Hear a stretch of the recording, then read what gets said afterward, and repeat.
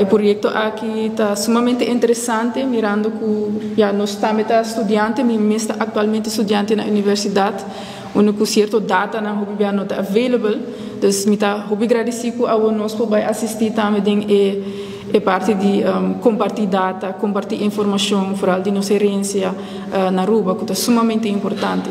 O plano eigenlijk para a seguinte luna que está bem, que está em januário, nós trabalhamos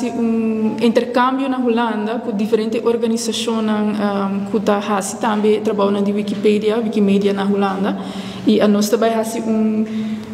intercâmbio será conhecido com a organização com a nanta trago e data com nantin nós também fazemos networking, então colaborar com diferentes gente também, e para mim é sumamente nice para o nós por vai Holanda nós por intercambiar por poder aplicar informação e knowledge e back aqui na Aruba. Minha persona a começar no mundo de sector cultural na área 2005, ora eu vim back a Aruba,